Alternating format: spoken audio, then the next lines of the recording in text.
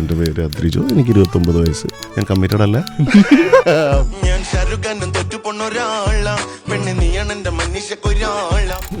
ഹിറ്റായി നിൽക്കാണ്. ഷർഫുക്കെ സംബന്ധിച്ച് ഇതൊരു നോ ബ്രെയിനർ എന്റർടൈനർ പരിപാടിയാണ്. Every line should be a brief idea about the character. Ranbir കപൂറും ദീപിക പടുക്കോണും ഒക്കെ എന്നോട് ക്ഷമിക്കട്ടെ. ഇത്രയും മാസായി പിറകെ നടക്കുന്നു, നീ ഇല്ലാതൊട്ടും വയ്യടിട്ടുണ്ടൊരു വാവേ, ബെല്ലം പിടുത്തക്കാരി, ഞാൻ നിക്കണം മരത്തിച്ചാരി. ആ ഷൂട്ട് 24 മണിക്കൂർ എന്ന് പറഞ്ഞാൽ നിങ്ങൾ വിശ്വസിക്കുമോ?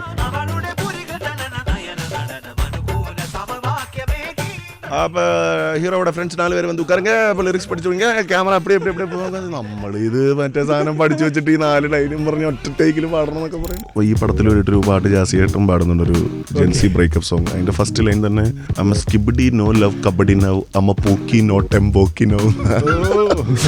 ഒന്നിത് എടാ നീ സിംഹം ഫസ്റ്റ് ആണ് ഇമേജ് നോക്കണം. ഇത് ഒരു ഡാമുണ്ട്, ഡാമിന്റെ വലതുവശത്തായിട്ടൊരു സിംഹമുണ്ട്. ഓക്കെ, ഡമിയോങ്കർ. എനിക്ക് എന്റെ തന്നെ ഏറ്റവും ഇഷ്ടമുള്ള പാരഡി പാട്ട്. ഞാൻ അങ്ങനെ ചോദിച്ചാ ഓഫ് കോഴ്സ് കള്ളിപ്പെണ്ണെ.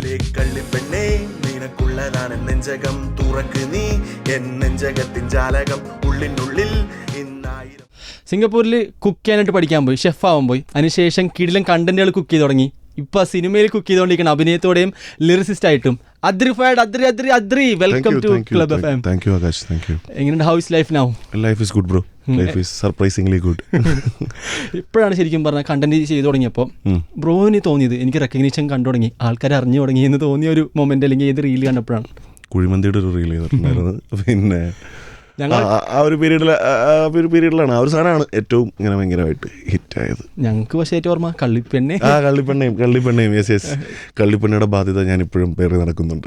എല്ലാ സ്റ്റേജിലും ചിലപ്പോൾ പറയും കള്ളിപ്പെണ്ണെ കള്ളിപ്പെണ്ണ ഇപ്പോഴും പാടിക്കാറുണ്ട്. റീസെന്റ് എവിടെ പഠിച്ചപ്പോൾ? റീസെന്റ് ഞങ്ങൾ ഈ പടത്തിന്റെ പ്രൊമോഷൻ പോയപ്പോൾ തന്നെ ഡിറ്റക്റ്റീവിന്റെ പ്രൊമോഷൻ പോയപ്പോൾ ഇങ്ങനെ പഠിച്ചു. ഞാൻ തിരിച്ചു വയസ്സ് ഇത്രയും എൻ്റെ അമ്മയ്ക്ക് കൊടുത്ത വാക്കാണ്, ഞാൻ പാലിക്കാൻ ശ്രമിക്കുന്നുണ്ട്. എന്തായിരുന്നു ആ വാക്ക്? അതൊന്നുമില്ലടാ, അതൊരു ഗവൺമെന്റ് വിമൻസ് കോളേജ് ആയിരുന്നു. അപ്പൊ ഞാൻ എൻ്റെ പേരും എൻ്റെ മാരിറ്റൽ സ്റ്റാറ്റസും ഒന്ന് പറഞ്ഞതേ ഉള്ളൂ. എൻ്റെ പേര് അദ്രിജോ, എനിക്ക് 29 വയസ്സ്. ഞാൻ കമ്മിറ്റഡ് അല്ല. അപ്പോൾ ഒരു വിമൻസ് കോളേജിൽ വളരെ ലക്ഷ്യബോധത്തോടു കൂടിയാണ് ഞാൻ വന്നിരിക്കുന്നത്. എൻ്റെ അമ്മയ്ക്ക് ഞാനൊരു വാക്ക് കൊടുത്തിട്ടുണ്ട്, ഞാൻ അങ്ങനെ വെറുതെ പറഞ്ഞു. നമുക്ക് നേരെ ഡിറ്റക്റ്റീവിലേക്ക് വരാം. എങ്ങനെയാണ് ആ ടീം നിങ്ങളെ ഡിറ്റക്ട് ചെയ്തത്? അദ്രി ബ്രോനെ അവരെങ്ങനെ ഡിറ്റക്ട് ചെയ്ത്? അതിപ്പോൾ ഞാൻ ഇതിനു മുന്നേ ചെയ്ത ഹലോ മമ്മി എന്ന് പറയുന്ന മൂവി ഷറഫുക്കയുടെ കൂടെയായിരുന്നു. അപ്പോൾ ഷറഫുക്ക തന്നെയാണ് ഈ പടം പ്രൊഡ്യൂസ് ചെയ്തിരിക്കുന്നത്. അപ്പോൾ അതിൻ്റെ ഒരു സ്റ്റാർട്ടിങ് പീരീഡിലായിരുന്നു. അപ്പോൾ രാജേഷ് ചേട്ടൻ ഈ പടത്തിൻ്റെ ഒരു മെയിൻ ടൈറ്റിൽ സോങ് പോലത്തെ ഒരു സോങ്ങിന് ജസ്റ്റ് ട്യൂൺ ചെയ്ത് ഷറഫുക്ക കേൾപ്പിക്കുന്നു. ഷറഫുക്ക പേടാ നീ ഒന്ന് എഴുതി നോക്ക് എന്ന് പറഞ്ഞു തരുന്നു. അങ്ങനെയാണ് അവരെന്നെ ഡിക്റ്റേറ്റ് ചെയ്തത്. 5 പാട്ടുകൾ. യെസ്. ഇപ്പോൾ ഹലോ മമ്മി നേരത്തെ പറഞ്ഞു, ഹലോ മമ്മിയിൽ ഒരു പാട്ടുണ്ട് മമ്മിഫൈഡ്. ഈ മമ്മിഫൈഡ് ആക്ച്വലി അദ്രിഫൈഡ്. ഇത് ഈ ഫൈഡ് എന്ന് പറഞ്ഞ സാധനം, ആ ടേം എങ്ങനെയാണ് വന്നത്? ഞാൻ തന്നെ റീൽസ് ചെയ്ത് തുടങ്ങി ഇപ്പോൾ ഇട്ടതാണ്. പക്ഷേ അത് എനിക്ക് മനസ്സിലായത് ഞങ്ങളെ തല്ലുമാലയുടെയാണെന്ന് തോന്നുന്നു, ഏതോ ഒരു പരിപാടിയുടെ കോളേജ് പരിപാടിക്ക് പോയപ്പോൾ അവിടുത്തെ ഒരു പ്രിൻസിപ്പിൾ തന്നെ പറഞ്ഞു, ഈ അദ്രിഫൈഡ് എന്ന് എഴുതിയിരിക്കുന്നത് തന്നെ ഒരു കോളേജിലെ പ്രിൻസിപ്പളൊക്കെ അത് ശ്രദ്ധിച്ചു തുടങ്ങിയ, എന്നാൽ പിന്നെ അതങ്ങ് പിന്നെ കണ്ടിന്യൂ ചെയ്തേക്കാലോ എന്ന് വിചാരിച്ച് ഇടുന്നതാണ്. ആൻഡ് നൗ ഇറ്റ്സ് ലൈക്ക് എല്ലായിടത്തും ഇപ്പോൾ അദ്രിഫൈഡ് എന്നുള്ള രീതി തന്നെയാണ് അവരും കൊടുക്കുന്നത്. ഹിറ്റായി നിൽക്കാണ്, എല്ലായിടത്തും കത്തി നിൽക്കാണ്. ആ പാട്ട് ആക്ച്വലി എങ്ങനെയാണ് തോട്ട് വന്നത്? ഡയറക്ടർ അല്ലെങ്കിൽ ഷർഫു നേരം എന്ന് പറഞ്ഞാൽ ഇത് ഇങ്ങനെ നമുക്ക് ഉദ്ദേശിക്കാം. ഷറഫുക്കയ്ക്ക് പടത്തിനെ കുറിച്ചുള്ള, ഞാൻ പടം ടോട്ടലി കാണുന്നതിന് മുമ്പേ ഷറഫുക്കയ്ക്ക് പടത്തിനെ കുറിച്ചുള്ള ഒരു അപ്രോച്ച് എന്താണെന്ന് നമുക്ക് വളരെ ക്ലാരിറ്റി ഉണ്ട്. ഷറഫുക്കയെ സംബന്ധിച്ച് ഇതൊരു നോ ബ്രെയിനർ എന്റർടൈനർ പരിപാടിയാണ്. അപ്പോൾ ആ പാട്ട്, ഇപ്പോൾ ആ ക്യാരക്ടറിനെ കുറിച്ച് എല്ലാവർക്കും ഒരു brief idea, every line should be a brief idea about the character, അത്രേ ഉണ്ടായിരുന്നുള്ളൂ. അപ്പം അങ്ങനെ എഴുതിയൊരു ട്രാക്കാണ് ലാലാല. ആ പാട്ട് എഴുതാനായിട്ട് എത്ര സമയം എടുത്തിട്ടുണ്ടാവും? ആ പാട്ട് എഴുതാനായിട്ട് അതാണ് ഈ സമയത്തിൻ്റെ കാര്യം പറയുമ്പോൾ ചിലപ്പോൾ തള്ളായിട്ടും ചിലപ്പോൾ കഴിവില്ലാത്തതായിട്ടും കാണും. അപ്പോൾ ഏകദേശം അതിന് വേണ്ടിയിട്ട് നമ്മൾ എടുത്തത് ഒരു ഹാഫ് ആൻ അവർ, അരമണിക്കൂർ, 45 minutes മാക്സിമം. അപ്പോൾ ആദ്യം ആരായിരുന്നു നോക്കിയത്? ഡയറക്ടർ ആയിരുന്നു അല്ലെങ്കിൽ ഷർഫ് ആയിരുന്നു ആദ്യം നോക്കിയത്? ഞാൻ ആ ട്രാക്ക് എപ്പോഴും ആദ്യം ഈ ട്രാക്ക് ഞാൻ 2 പേർക്കും അയച്ചു കൊടുത്തിട്ടുണ്ടായിരുന്നു. ഷർഫൊക്കെ അയച്ചു കൊടുത്തിട്ടുണ്ടായിരുന്നു, എഴുതിയിട്ട് ഞാൻ രാജേഷ് ചേട്ടനും അയച്ചു കൊടുത്തിട്ടുണ്ടായിരുന്നു. സർപ്രൈസിംഗ്ലി 2 പേർക്കും അത് ഓക്കെ ആയിരുന്നു. അപ്പോൾ എത്ര പ്രാവശ്യം പറഞ്ഞു? ഫസ്റ്റ് അറ്റംപ്റ്റ് തന്നെ നോക്കിയാ? ഇത് ഏകദേശം ഫസ്റ്റ് സെക്കൻഡ് അറ്റംപ്റ്റിലൊക്കെ ഏകദേശം ഓക്കെ ആയിട്ട് ചെറിയ ചെറിയ ചേഞ്ചസ് ഒക്കെ വരുത്തിയിട്ടുണ്ട്. ഇപ്പോൾ ബാക്കി പാട്ടാണെങ്കിൽ ഒരു ആനിമേഷൻ ചെയ്തൊരു പാട്ട് കൂടി ഉണ്ട്, ഓടിക്കോ എന്ന് പറഞ്ഞൊരു പാട്ടുണ്ട്. അതും പടത്തിൻ്റെ ഒരു മെയിൻ തീമിനോട് ചേർന്നിരിക്കുന്ന ഒരു പാട്ടാണ്. But what I am excited about is ഒരു 3 സോങ് ഇപ്പോൾ നിങ്ങളിത് കാണുന്ന സമയത്ത് ചിലപ്പോൾ റിലീസായിട്ടുണ്ടാവും. ഒരെണ്ണം വേടൻ പാടിയിട്ടുണ്ട്, ഇതിനകത്തൊരു സോങ് ഞാൻ എഴുതിയൊരു സോങ് പാടിയിട്ടുണ്ട്. പിന്നെ ഒരെണ്ണം മുരളി ഗോപി സാർ പാടിയിട്ടുണ്ട്. പിന്നെ ഒരെണ്ണം ജാസിഫ് സാർ പാടിയിട്ടുണ്ട്. I am very excited about those 3 songs. അത് റിലീസായിട്ടില്ല? ഇതുവരെ അത് റിലീസായിട്ടില്ല. അത് ഇപ്പോൾ നമ്മൾ പറഞ്ഞുകൊണ്ടിരിക്കുമ്പോൾ റിലീസായിട്ടില്ല. ചിലപ്പോൾ നിങ്ങൾ കാണുമ്പോഴത്തേക്ക് റിലീസായിട്ടുണ്ടാവും. അടിപൊളി. ഇപ്പോൾ പെറ്റ്സിനെ വെച്ച് ആനിമൽ ബേസ് ചെയ്തിട്ടൊരു ഫിലിമാണ്. അടുത്തൊരു ജന്മം ഒരു ആനിമൽ ആവാനുള്ള അവസരം കിട്ടുവാണെങ്കിൽ ഏത് ആനിമൽ ആവാൻ? പട്ടി ബ്രോ. ഞാനിപ്പോൾ ഒരു നായ്പാട്ടെന്ന് പറഞ്ഞ എൻ്റെ ഇൻസ്റ്റയിൽ ഞാനൊരു സോങ് റീസെന്റ് നന്നായി പാട്ട് ഓഫ് കോഴ്സ് ബ്രോ.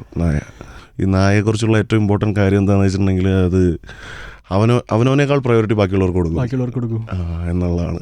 സ്വന്തം നമ്മുടെ കയ്യിരിപ്പ് അങ്ങനത്തെ ഒരു കയ്യിരിപ്പാണ് തോന്നുന്നത്. അതെ നമ്മളെക്കാളും പ്രയോറിറ്റി മറ്റുള്ളവർക്ക് കൊടുക്കുകയാണ് ബ്രോ നല്ലത്. ഇപ്പോൾ പാരഡീസ് നോക്കുവാണെങ്കിൽ റീസെന്റ് നന്നായി പാട്ട് അതിന് നന്നായി പാട്ട് ഈ നന്നായി പാട്ടിന് ശേഷം അടുത്തൊരു പാട്ട് എപ്പോഴായിരിക്കും കിട്ടുക? നന്നായി പാട്ട് ഒരു പാരഡി അല്ല, അതൊരു ഒറിജിനൽ സോങ് ആണ്. നന്നായി പാട്ട് മെമ്മറി ഊഞ്ഞാൽ എന്ന് പറഞ്ഞിട്ട് ട്രാക്ക് ചെയ്തിട്ടുണ്ട്. അപ്പോൾ ഞാനീ സാധാരണ ഫണ്ണാണല്ലോ ചെയ്യാറ്, എൻ്റെ അക്കൗണ്ടിൽ കൂടെ എല്ലാവർക്കും ഫണ്ണാണ് പോകാറ്. അപ്പോൾ ഈ സാധനം ഒന്ന് ബ്രേക്ക് ചെയ്യണമെന്നും ഇതല്ലാത്ത എൻ്റെ കയ്യിലുള്ള കുറച്ച് കോർ സാധനങ്ങൾ ഇടണമെന്നും ഭയങ്കര ആഗ്രഹമുണ്ട്. പക്ഷേ ഈ സോഷ്യൽ മീഡിയ വിൽ ഓൾവേസ് എന്താ പറയുക, അവർക്ക് ഫൺ തന്നെ വേണം. അപ്പോൾ ഈ നായ്പാട്ടൊക്കെ ഞാൻ ഒരുപാട് മുന്നേ ചെയ്തു വെച്ച ട്രാക്കാണ്. അപ്പോൾ ഞാനിത് പോസ്റ്റ് ചെയ്യണോ വേണ്ടയോ എന്നൊക്കെ ഇങ്ങനെ ഡൗട്ടിലിരിക്കുമ്പോൾ ഞാനൊരു പോഡ്കാസ്റ്റിൽ ഏതോ ഒരു ഇംഗ്ലീഷ് പോഡ്കാസ്റ്റിൽ ആരോ പറയുന്നത് കേട്ടു, you should be worried about a society who is not ready to listen to sad music എന്ന്. സങ്കട പാട്ടുകൾ കേൾക്കാൻ ഇപ്പോൾ ആൾക്കാർക്ക് ഒരു ബുദ്ധിമുട്ട് അങ്ങനത്തെ. അപ്പം അങ്ങനെ ബുദ്ധിമുട്ടുണ്ടെങ്കിൽ എന്നാൽ പിന്നെ അത് തന്നെ കൊടുത്തേക്കാം വിചാരിച്ചാണ് ഞാനത് പോസ്റ്റ് ചെയ്ത്. ഇത്തിരി ബുദ്ധിമുട്ടിരിക്കട്ടെ. ശരിക്കും ഈ പാരഡി ചെയ്യണം എന്നില്ല എപ്പോഴാണ് തോന്നിയത്? ഷെഫായിരിക്കുമ്പോൾ തോന്നിയാണോ അല്ലെങ്കിൽ ഇതിലേക്ക് വരുമ്പോൾ തോന്നിയാണോ? ഷെഫായിരിക്കുമ്പോൾ എന്നല്ല, പണ്ട് പോലെ സ്കൂളിൽ വെച്ച് പോലെ ഇങ്ങനെ എന്തെങ്കിലും 2 വരി 4 വരി പാടും. ഈ പാരഡിയുടെ ഇത്രയേ ഉള്ളൂ. ഞാൻ എഴുതുന്ന ആ വരികൾ പാരഡി ആകുമ്പോൾ ആളുകൾക്ക് ഓൾറെഡി കേട്ട് മറന്നൊരു പാട്ടിൻ്റെ ഈണത്തിൽ ഞാൻ വേറൊരു സാധനം ഡെലിവറി ചെയ്യുന്നു എന്ന് പറയുന്നൊരു ഫൺ, അത്രേ ഉള്ളൂ. അത് പണ്ട് പോലെ ചെയ്യായിരുന്നു. പിന്നെ ഞാൻ ഈ മറ്റേ കൊറോണ പീരീഡ് ആയപ്പോൾ എന്നാ പിന്നെ എല്ലാവരും ഒന്ന് ചിരിപ്പിച്ചേക്കാം ഒരു മൂഡിൽ. അദ്രിയുടെ ഏറ്റവും ഇഷ്ടമുള്ള ഒരു പാരഡി പാട്ട് ഏതാണ്? എനിക്ക് എൻ്റെ തന്നെ ഏറ്റവും ഇഷ്ടമുള്ള പാരഡി പാട്ട് മോഡുലേഷനിൽ അത് ഞാൻ അങ്ങനെ ചോദിച്ചാൽ ഓഫ് കോഴ്സ് കള്ളിപ്പെണ്ണെ അത്രയ്ക്ക് റീച്ച് കിട്ടിയ ഒരെണ്ണമാണ്. പിന്നെ ബലം പിടുത്ത കാര്യം എന്ന് പറഞ്ഞൊരു സംഭാഷണം ഞാൻ ചെയ്തിട്ടുണ്ട്, അത് എനിക്കിഷ്ടമാണ്. ഇഷ്ടമുള്ളൊരു പാരഡി പാട്ടെന്നാ ഏതെങ്കിലും പാടി കേൾപ്പിക്കാവോ? ഇപ്പം ജസ്റ്റ് 2 വരി. ബലം പിടിച്ച കാരി. രൺബീർ കപൂറും ദീപിക പടുക്കോണും ഒക്കെ എന്നോട് ക്ഷമിക്കട്ടെ.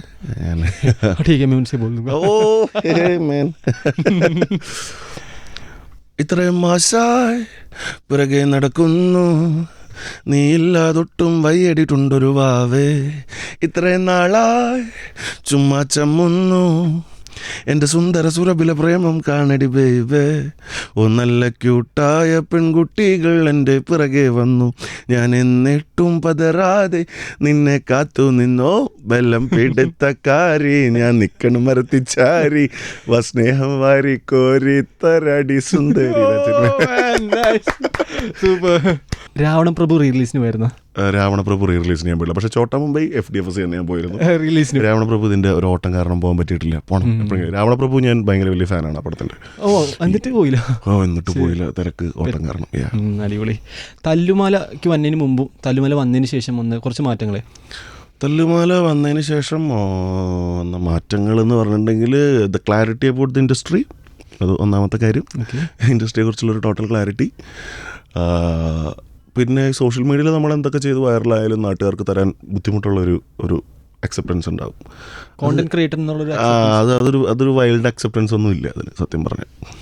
പക്ഷേ അതിനേക്കാൾ അക്സെപ്റ്റൻസ് ഒരു സിനിമ നമുക്ക് വാലിഡേറ്റ് ചെയ്ത് തരും. ആ ഒരു അക്സെപ്റ്റൻസും ഇത് രണ്ടുമാണ് എനിക്കൊരു ചേഞ്ച് ആയിട്ട് തോന്നിയത്. അതിനുശേഷം പാഷൻ ആക്ടർ ആയിക്കോട്ടെ ആൾക്കാരിൽ നിന്ന് നല്ല ഓപ്പർച്യൂണിറ്റീസ് വന്നു തുടങ്ങിയായിരുന്നു.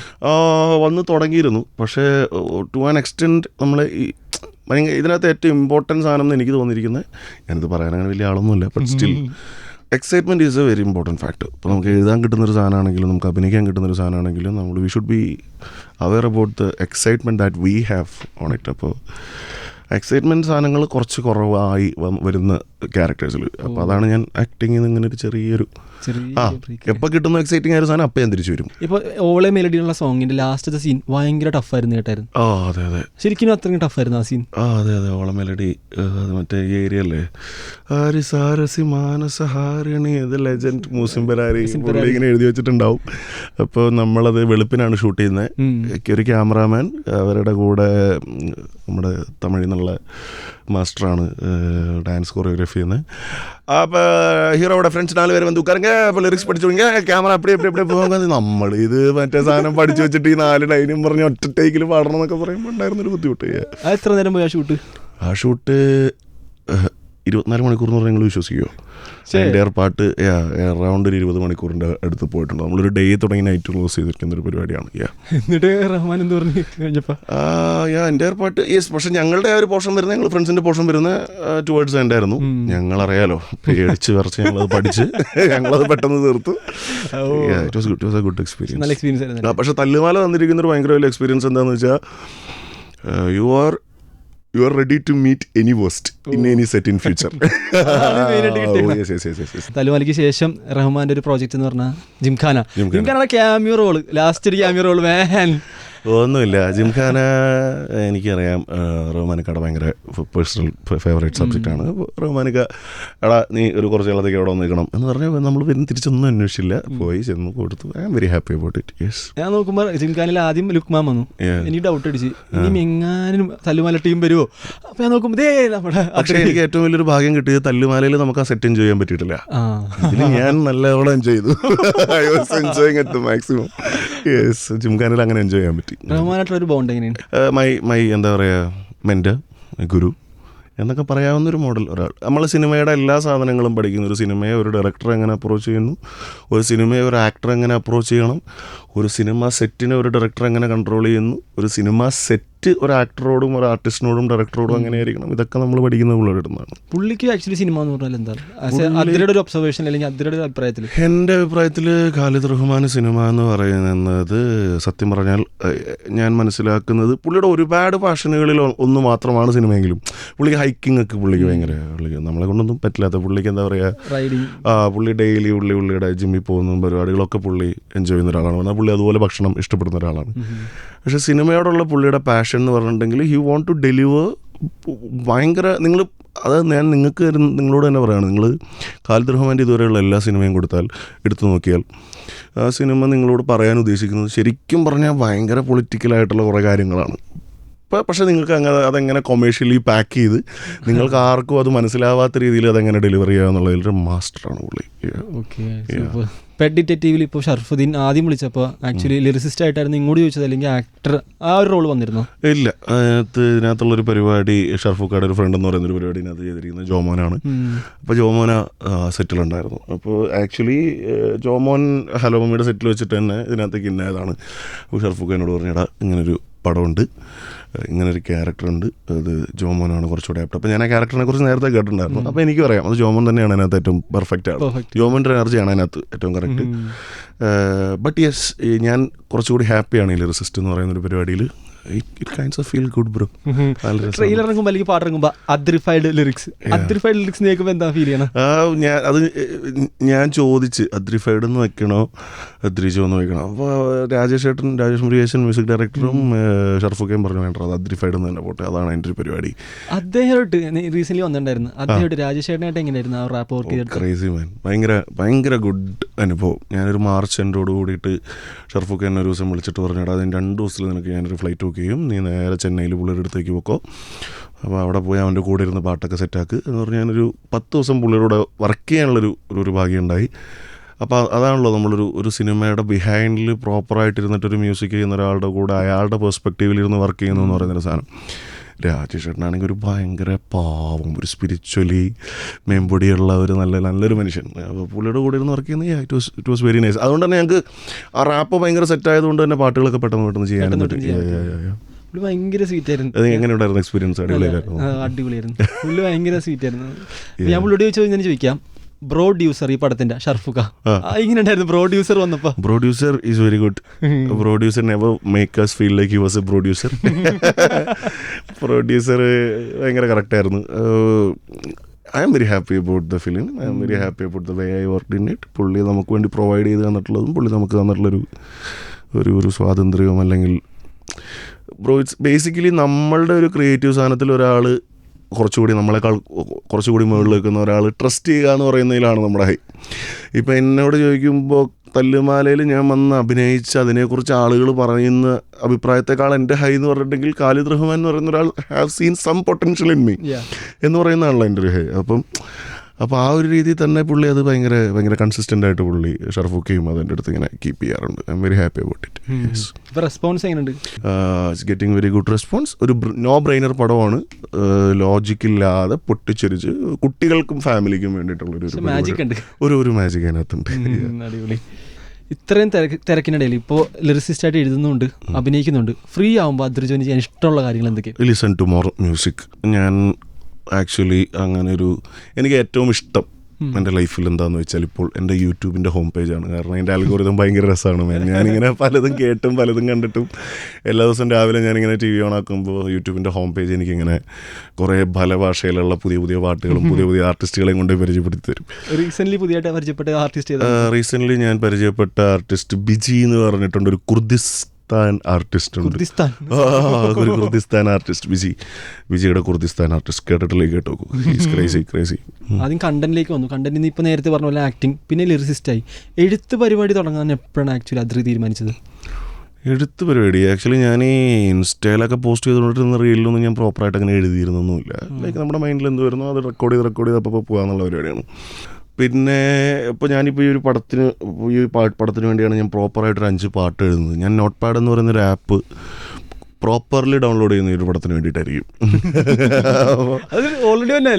നമുക്കല്ലേ ഈ ഡൗൺലോഡ് ചെയ്ത് അത് മറ്റേ സ്റ്റൈലൊക്കെ മാറ്റാൻ പാകത്തിനുള്ളൊരു ആപ്പൊക്കെ ഡൗൺലോഡ് ചെയ്ത്. കാരണം ഞാൻ അപ്പോൾ അങ്ങനെ എഴുതുമ്പോൾ ഒരു സാറ്റിസ്ഫാക്ഷൻ വേറെയാണ്. നമ്മളൊരു പടത്തിൽ 40-50 ദിവസം അഭിനയിക്കാനായിട്ട് വർക്ക് ചെയ്ത് നമ്മളൊരു ക്യാരക്ടറായിട്ട് ചെയ്ത് നമ്മൾ ആ പടത്തിനെ പ്രൊമോട്ട് ചെയ്ത് അത് തിയേറ്ററിലെത്തി ആളുകൾ കണ്ട് ഒരു അഭിപ്രായം പറഞ്ഞിട്ട് നമുക്ക് കിട്ടുന്ന സാറ്റിസ്ഫാക്ഷനേക്കാൾ അടിപൊളി സാറ്റിസ്ഫാക്ഷനാണ് നമ്മളൊരു പടത്തിന് വേണ്ടി വേറൊരാളുടെ ഐഡിയയ്ക്ക് വേണ്ടി നമ്മളിരുന്ന് എഴുതിയിട്ട് അയ്യോ മോനെ ഇത് കൊള്ളാലോ എന്ന് നമുക്ക് തന്നെ തോന്നുന്നൊരു സാധനം ഉണ്ടല്ലോ. അത് ഹൈസ് ഗുഡ് ബ്രോ. ഇനി ഭാവിയിൽ സിനിമ ഏതെങ്കിലും എഴുത്ത് ആസ് എ റൈറ്റർ നമുക്ക് കാണാൻ പറ്റുമോ? വിദൂര സ്വപ്നമല്ല എന്ന് കരുതുന്നു. കട്ടി മലയാളം പറഞ്ഞേക്കാം, എഴുത്തുകാരനെ എന്ന് വിചാരിച്ചോട്ടെ. അടിപൊളി. ഇപ്പൊ പാരഡി സോങ്സ് അദ്രിജോ എന്ന് പറഞ്ഞ സോങ്സ് ആണ്. ഞാൻ കുറച്ച് ഫോട്ടോസ് കാണിച്ചുതരാം. അത് ഏത് പാട്ടാണെന്നുള്ളത് പറയണം. ഒന്നിത് നീ സിംഹം ഫസ്റ്റ് ആണ് ഇമേജ്, ഈ കാണുന്ന ഇമേജ്. എനിക്ക് സത്യമായിട്ടും കിട്ടുന്നില്ല കേട്ടോ. എനിക്ക് അങ്ങനെ എന്നോട് ചോദിക്കരുത്. നോക്കണം. ഇത് ഒരു ഡാമുണ്ട്, ഡാമിന്റെ വലതുവശത്തായിട്ടൊരു സിംഹമുണ്ട്. ഓക്കെ, സിംഹം എന്താ ചെയ്യാറ്? നീ പറയടാ, എനിക്ക് കിട്ടും. അല്ല, സിംഹം ഗർജിക്കും. അപ്പൊ സൗണ്ട് എന്താ വന്നത്?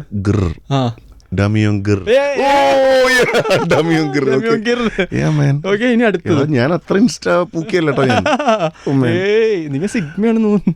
ഞാനിപ്പോൾ ഈ പടത്തിൽ വേണ്ടിയിട്ടൊരു പാട്ട് ജാസിയേട്ടൻ പാടുന്നുണ്ട്, ഒരു ജെൻസി ബ്രേക്കപ്പ് സോങ്. അതിൻ്റെ ഫസ്റ്റ് ലൈൻ തന്നെ അമ്മ skibidi no love kabaddi now അമ്മ പൂക്കി നോ ടെമ്പോക്കി നൗ. അടുത്ത് പോലത്തെ അല്ലേ. ഇത് പേജ്, ഒരു ബുക്ക്, ഒരു പേപ്പർ കീറിയത്. ഇനി നീ ക്ലൂ പറ. ഇത് ഞാൻ ക്ലൂ പറയാനാ? ഇത് മലയാളം പാട്ടാണ്, അത്രേ ഉള്ളൂ. ക്ലൂ ഒരു ക്ലൂ തരാം. നേരത്തെ തല്ലുമാനൊക്കെ പറഞ്ഞപ്പോൾ ഒരാളുടെ പേര് പറഞ്ഞായിരുന്നു, ആലോചിച്ച് നോക്ക്.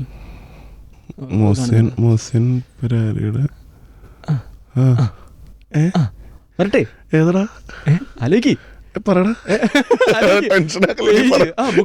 ബുക്ക് പേജ്, ഈ പേജ് നോക്ക്. ആ പേജ് പ്രോപ്പർ ഒരു പേജ് ആണോ?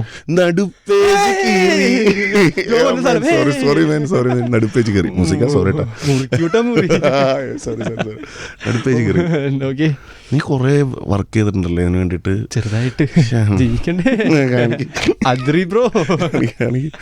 ഓക്കെ, ഇതൊരു പഴയ പാട്ടാണ്. അടുത്തൊരു പഴയ പാട്ടായിരിക്കും. പുരികം അല്ലല്ല, നെറ്റി. നെറ്റിയിൽ പൂവുള്ള സ്വർണ്ണ ചിറകുള്ള Classics I ഇതൊക്കെ എന്താ Yeah, yeah. ഇത്രേ ഉള്ളൂ. ശ്ശെ, ഞാൻ രസം പിടിച്ചു വരായിരുന്നു എനിക്ക് ഇനി ഇനി ഒരു സീൻ എപ്പോഴും വൈറലായിക്കൊണ്ടിരിക്കണായിരുന്നു, ഒരു സീരീസിൽ അഭിനയിച്ചപ്പോ പേരല്ലൂർ പ്രീമിയർ ലീഗ്. തീർച്ചയായിട്ടും ആ ഒരു ക്യാരക്ടറിനെ കുറിച്ച് എന്താ പറയാനുള്ളത്? തിരുവാണം ബാബു. തിരുവാണം ബാബു ആ ഒരു ഞാൻ ഏറ്റവും എൻജോയ് ചെയ്തൊരു പരിപാടിയാണ്. സെറ്റിലൊരു ഭയങ്കര രസം എന്താണെന്ന് വെച്ചാൽ everybody was waiting for me എന്ന് വെച്ചാൽ ഞാൻ ആ ഒരു ക്യാരക്ടറിൻ്റെ ഗെറ്റപ്പിൽ വരുന്നത് കാണാനായിട്ട് എല്ലാവരും ഇങ്ങനെ ഭയങ്കര കാത്തിരിക്കും. കാരണം ആ ക്യാരക്ടറിനെ പിന്നെ ആ പേര് വിളിക്കാമല്ലോ, എല്ലാവർക്കും ആ പേര് വിളിക്കാമല്ലോ. അപ്പോൾ എല്ലാവരും ഭയങ്കര ഹൈ ആയിട്ട് കാത്തിരുന്നു. പിന്നെ ഞാനും എന്താ പറയുക ഭയങ്കര ഫ്രീ ആയിട്ട് വർക്ക് ചെയ്തതാണ്. എല്ലാവരുടെയും കൂടെ ഭയങ്കര ഫൺ, ഏറ്റവും ഫ്രീഡത്തോടു കൂടി വർക്ക് ചെയ്തൊരു പരിപാടിയാണ്. കുറേ ഡയലോഗ്സൊക്കെ ഞാൻ തന്നെ കൈ നിട്ടിട്ടുണ്ട് അതിനകത്ത്. ഓക്കെ. അല്ലാതെ ഇപ്പോൾ കൊത്തയിൽ നോക്കുകയാണെങ്കിൽ കൊത്തയിൽ കുറച്ച് സീരിയസ് പരിപാടി പിടിച്ചിട്ടുണ്ടെന്നു. ആ ഒരു പരിപാടി ഇതപ്പോൾ എങ്ങനെയുണ്ട്? ആ ഒരു ഷിഫ്റ്റ് വന്നപ്പോൾ എങ്ങനെ ഉണ്ടായി? കൊത്തയിലെ സീരിയസ് പരിപാടി എന്ന് പറഞ്ഞാൽ അത് നമ്മളെ വേഫർ ടീം വിളിച്ച് നമ്മളവിടെ പോയി. തമിഴ്നാട്ടിലായിരുന്നു പടത്തിൻ്റെ ഷൂട്ട്. 10 ദിവസം അതൊരു വേറൊരു എക്സ്പീരിയൻസ് ആയിരുന്നു. കാരണം നമ്മളൊരു പ്രോപ്പർ പ്ലാൻഡ് പാൻ ഇന്ത്യൻ പടത്തിൽ വർക്ക് ചെയ്യുന്നു എന്ന് പറയുന്നൊരു എക്സ്പീരിയൻസ് ഉണ്ടല്ലോ, അത് വേറൊരു സാധനമാണ് മാൻ. അത് ഞാനിതുവരെ വേറൊരു പടത്തിലും എനിക്കത് കിട്ടിയിട്ടില്ല. കാരണം നമ്മളവിടെ കൊണ്ടുവരുന്ന എക്യുപ്മെൻറ്റ്സ് ആണെങ്കിലും വന്നു പോകുന്ന നമുക്ക് ഏറ്റവും വലിയൊരു ഗുണം എന്താ വെച്ചാൽ നമുക്കധികം വലിയ ഡയലോഗോ പരിപാടികളൊന്നുമില്ല. അപ്പോൾ നമ്മളിതിൻ്റെ ബിഹൈൻഡിൽ നിന്നിട്ട് ഈ പരിപാടി എന്താണെന്ന് കണ്ടു പഠിക്കാൻ പറ്റുക എന്ന് പറയുന്നൊരു സാധനം ഭയങ്കരമായിരുന്നു. പിന്നെ അഭിലാഷേട്ടനും ഡയറക്ടറും എല്ലാവരുമായിട്ടാണെങ്കിലും നല്ല കമ്പനിയായിരുന്നു. എനിക്ക് പ്രശാന്ത് മുരളി എന്ന് പറയുന്നൊരു വളരെ അടുത്ത സുഹൃത്തിനെ ആ പടത്തിൽ നിന്ന് കിട്ടി. അടിപൊളി. ഇപ്പോൾ വേറെ ഇൻഡസ്ട്രിയിൽ നിന്ന് ഏതെങ്കിലും ഓഫേഴ്സ് വന്നു തുടങ്ങിയാൽ? ഇല്ല, ഒന്നിന്നും വന്നു തുടങ്ങിയിട്ടില്ല. ബിക്കോസ് ഞാനിപ്പോൾ ഹലോ മമ്മിക്ക് ശേഷം ഞാൻ ക്യാമറയുടെ ഫ്രണ്ടിലേക്ക് വന്നൊരു അഭിനയം എന്ന് പറയുന്നൊരു പരിപാടിയിൽ ഞാനൊന്നും പിടിച്ചിട്ടില്ല. ഞാനിപ്പോൾ ഇങ്ങനെ പാട്ടെഴുത്തും പരിപാടിയൊക്കെ ആയിട്ട് ഇങ്ങനെ പോകുന്നു. എൻ്റെ 1, 2, 3, 4 എന്താ പറയുക ഇൻഡിപെൻഡൻറ്റ് ട്രാക്കുകൾ റിലീസ് ചെയ്യാനുള്ളൊരു പരിപാടിയാണ്. യെസ്. അപ്പോൾ അതൊക്കെ ആയിട്ട് ഇങ്ങനെ പോവാണ് ഞാൻ. അപ്പോൾ ഏത് ജോൺറാണ് ആക്ച്വലി പാടുമ്പോൾ? ഇനി ഏത് ജോൺറാണ് നോക്കണം? റാപ്പാണോ അല്ലെങ്കിൽ? ഞാൻ സത്യം പറഞ്ഞാൽ ഇതൊരു സിംഗറായിട്ട് ഞാനിതുവരെ കണ്ടിട്ടില്ല. ഞാനിങ്ങനെ പാടി തെളിഞ്ഞ് വരുന്നേ ഉള്ളൂ. അപ്പോൾ എനിക്ക് എൻ്റെ ഐഡിയാസ് ഏറ്റവും ഡെലിവറി ചെയ്യാൻ അല്ലെങ്കിൽ എൻ്റെ തൊണ്ടയ്ക്ക് പറ്റുന്ന ഐഡിയാസേ ഞാൻ കൊണ്ടുവരാറുള്ളൂ എന്ന് എനിക്ക് തോന്നുന്നു. അപ്പോൾ അങ്ങനെ ഒരു പ്രത്യേക ജോൺറൊന്നും നോക്കാറില്ല. ഇനിയിപ്പോൾ വരാൻ പോകുന്നത് ഇച്ചിരി മിക്സ്ഡ് പരിപാടിയാണ്. ആൾക്കാരെ ചിരിപ്പിച്ച് മടുത്തു. ഇനി കുറച്ച് നേരം ആൾക്കാരെ കരയിപ്പിക്കാന്നുള്ള മൂഡ്, അങ്ങനത്തെ ഒരു മൂഡിൽ കുറച്ച് സാധനങ്ങൾ ചെയ്യാൻ. Okay, what's next? ഇപ്പോൾ സിംഗിങ് ആയി, ഇപ്പോൾ സിംഗിങ്, ലിറിസിസ്റ്റ്, ആക്ടറാണ്, ക്രിയേറ്ററാണ്. അടുത്തത് എന്താണ്? Writing man. Writing it gives you, ഞാൻ പറഞ്ഞില്ലേ നേരത്തെ പറഞ്ഞ പോലെ, ഒരു ഭയങ്കര സാറ്റിസ്ഫാക്ഷൻ കിട്ടുന്നു എഴുത്തിൽ. അത് വേറൊരു ഫീൽഡിൽ നിന്നും കിട്ടാത്തതാണെന്ന് റിയലൈസ് ചെയ്യുന്നത്. ഞാൻ ഒരിക്കലും ആഗ്രഹിക്കാത്തൊരു പരിപാടിയാണ്. ഞാൻ സിനിമയിൽ അഭിനയം ആഗ്രഹിച്ചു വന്ന ഒരാളാണ്. ഇപ്പോഴും എനിക്ക് അഭിനയത്തോട് കൊതിയുണ്ട്. ബട്ട് റൈറ്റിംഗ് നമുക്ക് തരുന്നൊരു പേസ് വേറൊരു സാധനമാണ്. അത് കുറച്ചുകൂടി ഒരു സെൽഫ് ക്ലാരിറ്റി തരുന്നുണ്ട്. ഞാൻ എൻ്റെ ജീവിതത്തിൽ പുസ്തകങ്ങൾ പോലും വായിക്കാത്ത ആളാണ്. ഞാനിതുവരെ ഒന്നും ഒരു നോവൽ പോലും ഞാനിതുവരെ എൻ്റെ ജീവിതത്തിൽ വായിച്ചിട്ടില്ല. പക്ഷേ ഈ എഴുത്തിൻ്റെ സോൺ നമുക്ക് തരുന്നൊരു പീസ്, ഒരു ക്ലാരിറ്റി, ഒരു self realisation, it feels kind of good. Yeah, അടിപൊളി. ഇപ്പം നേരത്തെ പറഞ്ഞിരുന്നു കണ്ടന്റ് ക്രിയേഷനിലൂടെ ചെയ്ത് കഴിഞ്ഞിട്ട് സിനിമയിലൊക്കെ വരുമ്പോൾ ഇപ്പോഴും ആൾക്കാർ കള്ളിപ്പെണ്ണെ പഠിപ്പിക്കാറുണ്ട്. ഇനിയിപ്പോൾ ഇൻ കേസ് അടുത്ത ആൾക്കാർ കാണുമ്പോൾ പെഡിറ്റേറ്റീവിനെ പാട്ട് പഠിപ്പിക്കട്ടെ, അല്ലെങ്കിൽ ആ ലിറിക്സ് ഇനി ഏതെങ്കിലും ഇറക്കണ ഒരു പാട്ടുണ്ടെങ്കിൽ അത് പഠിപ്പിക്കട്ടെ. Thank you to coming to club F M man. Thanks man. Thanks man. Thanks a lot.